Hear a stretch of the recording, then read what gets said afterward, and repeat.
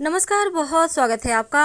सबसे पहले तो आप सभी दर्शकों को नवरात्रि की ढेर सारी शुभकामनाएं और माता रानी आपके जीवन में शत्रुओं की बाधाओं को शांत करे या फिर नाश करे और आपके जीवन में ढेर सारी खुशियां लेकर आए। तो चलिए जानते हैं आखिर नवरात्र में कौन से प्रयोग किए जाएं कि माता रानी प्रसन्न हो। नवरात्र के दौरान पूजा पाठ में विभिन्न तरह की पूजन सामग्रियों का इस्तेमाल किया जाता है। और जब वैसे तो साल में 2 बार नवरात्र आते हैं, चैत्र माह में और शारदीय नवरात्र, यानी ये आश्विन मास में मनाई जाती है। तो इस दौरान माँ के 9 स्वरूपों की 9 दिनों में पूजा आराधना की जाती है और इन 9 दिनों में ही किसी भी दिन विशेष प्रयोग कर लें तो इससे आपके जीवन के तमाम परेशानियों का अंत हो सकता है।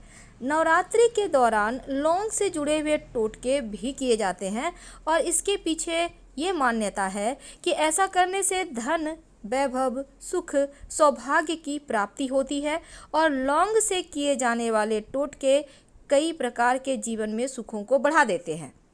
तो नवरात्रि में लौंग से जुड़े हुए ये टोटके आपके किस्मत को कैसे बेहतर कर सकते हैं, आज हम आपसे के साथ यही साझा करेंगे। देखिए, जिस लौंग को आप यूज कीजिएगा बिल्कुल साबुत होनी चाहिए, टूटी फूटी हुई ना हो, सुंदर सा देखकर, बड़ा बड़ा सुंदर सा देखकर लीजिएगा और पुराना नहीं लीजिएगा, बिल्कुल फ्रेश लीजिएगा।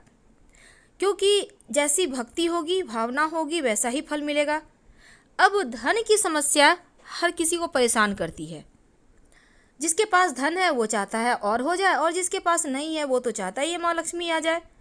तब ऐसे में अगर धन की स्थिति बहुत गड़बड़ हो, तब नवरात्र के दिनों में जब शाम में आप माँ की आरती करते हैं, पूजा करते हैं, दीपक जलाते हैं, तब एक छोटा सा काम कीजिए।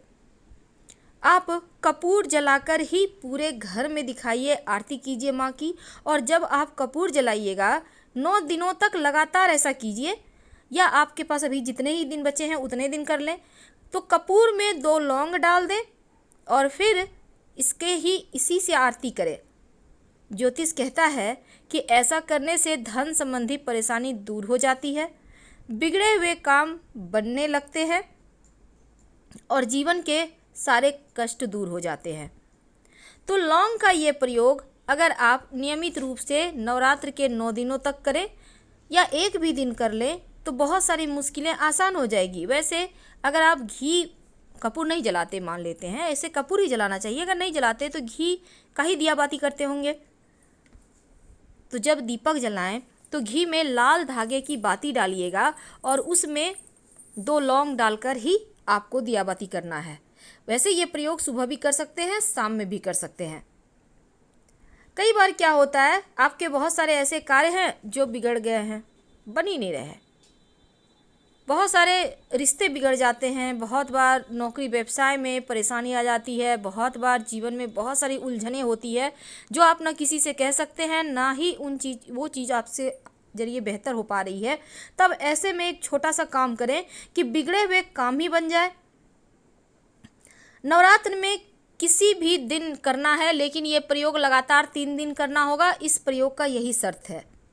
तो 3 दिन तक लगातार एक छोटा सा काम करें। पान का पत्ता आपको मार्केट में मिल जाएगा, बिल्कुल साबुत पान का पत्ता। आप चाहें तो एक ही दिन में तीनों खरीद कर ले आइए, संभाल के रखिए और एक एक करके यूज कीजिएगा। तो एक पान का पत्ता ले लें। अब पान के पत्ते का डंठल हटा दें, उसको धोकर साफ कर लें। अब पत्ते पर चिकने जो भाग हैं, चिकना साइड, उसके ऊपर 2 लौंग रखिए। दोनों हाथों से उठाकर माँ दुर्गा के चरणों में रख दें। यह प्रयोग आप अपने घर में ही कीजिए, मंदिर जाने की आवश्यकता नहीं है। जितने भी हम प्रयोग बताते हैं आप अपने घर में कर सकते हैं, कोई दिक्कत नहीं है। अब ये जो आपने पान के पत्ते पर लौंग माता रानी के चरणों में रखी, माँ से प्रार्थना कीजिए कि आपके जीवन के बिगड़े हुए काम बन जाए। तो क्या होगा, बाद में इसको आप प्रसाद के रूप में पान का पत्ता, लौंग आप खा लीजिए, कोई दिक्कत नहीं है। माँ की कृपा से आपके तमाम बिगड़े कार्य बन जाएंगे। कई बार क्या होता है, आपके घर में बच्चे बड़े हो रहे हैं, विवाह नहीं हो पा रहा है, लड़की है, लड़का है, शादी नहीं हो पा रहा। अब ऐसे में शादी विवाह में अगर बहुत अड़चने आए, आपको लगे कि उम्र कुछ ज़्यादा ही हो गया है, नहीं हो पा रहा है विवाह, तब भी ये प्रयोग कर सकते हैं।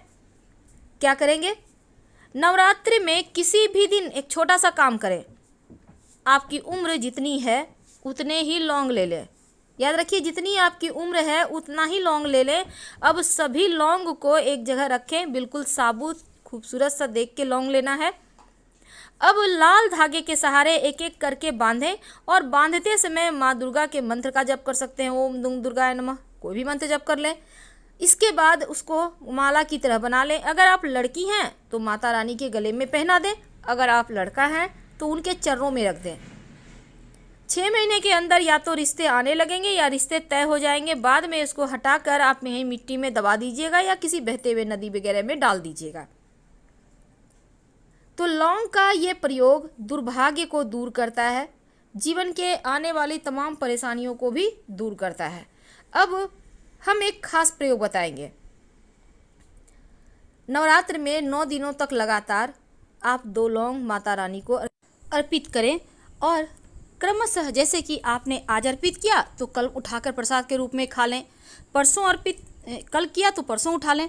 ये जो लौंग है ना, अगर आप लगातार प्रयोग करते हैं, माँ दुर्गा को अर्पित करने के बाद प्रसाद के रूप में खाते हैं, तो शत्रु विरोधी चाहकर भी कुछ कभी नहीं आपका बिगाड़ पाएंगे। और इस समय में एक छोटा सा प्रयोग किया जाता है। आप किसी भी दिन 2 लौंग लाल कपड़े पर रखकर माँ दुर्गा को अर्पित कर दीजिएगा और फिर इस लौंग को अगले दिन उस कपड़े के साथ ही उठाइए और उसमें बांधकर धन के स्थान पर रख दें। किसी की बुरी दृष्टि हाय नहीं लगेगी आपके धन को और आप खूब पैसा कमाएंगे। नवरात्र के दिनों में वैसे तो लौंग के और भी बहुत सारे प्रयोग किए जाते हैं, लेकिन आज हम एक छोटा सा प्रयोग और आपके साथ शेयर करेंगे। देखिए, कई बार होता क्या है, जीवन में कष्ट बढ़ जाते हैं। कई बार राहु केतु की समस्या भी परेशान करती है। अब आप चाहते हैं कि राहु केतु शांत हो जाए, तो इस नवरात्र के दिनों में, चूँकि आपको तो पता होगा माँ दुर्गा के मंदिर में शिव जी, ब्रह्मा, विष्णु, महेश यानी कि तीनों ही रहते हैं, तो यकीन मानिए अगर आप एक छोटा सा प्रयोग कर लेते हैं तो राहु केतु की समस्या से मुक्ति पा जाएंगे। क्या करेंगे? देखिए, किसी भी दिन आप 2 लौंग लेकर शिव जी के पास जाइए, शिव जी के मंदिर में, याद रखिए घर में नहीं करना है, मंदिर में शिवलिंग के ऊपर 2 लौंग अर्पित कर दें। यकीन मानिए राहु केतु शांत हो जाएगा। जीवन में जो आकस्मिक बाधाएं हैं, समस्याएं हैं, उनसे आपको छुटकारा मिल जाएगा। अब हम आपको एक खास प्रयोग बताएंगे जो आपके जीवन के शत्रुओं से आपकी रक्षा करेगा। शत्रु चाहकर भी आपका बाल नहीं बांका कर पाएंगे, क्योंकि जब हम माँ दुर्गा के शरण में आ जाते हैं ना, तो शत्रु विरोधी वैसे भी खुद ब खुद ही समाप्त हो जाते हैं। लेकिन अगर विशेष प्रयोग कर लें तो माता रानी का आशीर्वाद भी मिल जाता है। कई बार जीवन में शत्रु विरोधी बहुत परेशान करते हैं, तब माँ के सप्तम पूजा, जब 7वां नवरात्रा होता है ना, माँ कालरात्रि की जब हम पूजा करते हैं, उस दिन ये प्रयोग कीजिएगा तो आपको ज़्यादा अच्छे फल मिलेंगे, क्योंकि माँ कालरात्रि दुश्मनों का संहार करती हैं। अब वैसे तो आप नवरात्र में किसी भी दिन कर सकते हैं, लेकिन ध्यान में रखिएगा। तो चलिए जानते हैं क्या करेंगे। सबसे पहले तो आप शत्रु विरोधी को शांत करने के लिए माँ के सामने एक दिया जलाएं। घी का दिया होगा, लाल धागे की बाती होगी और 2 लौंग डाल दीजिएगा। माता रानी को गुड़ का भोग लगा लें। अब शत्रु विरोधी से मुक्ति पाने के लिए विशेष प्रयोग करें। माता रानी के पास स्नान वगैरह करके लाल रंग का कोई भी वस्त्र धारण कर लें, नहीं कुछ तो एक आप तौलिया ही रख लें, रुमाल रख लें, दुपट्टा रख लें, जो भी आपके पास है। अब इसके बाद माता रानी के सामने बैठ जाइए और एक मंत्र है, ओम ऐं ह्रीं क्लीं चामुंडाय विच्चे, ओम ऐं ह्रीं क्लीं चामुंडाय विच्चे। इस मंत्र को एक बार बोलिए, 1 लौंग माँ को अर्पित कीजिए, फिर बोलिए, फिर 1 लौंग अर्पित कीजिए।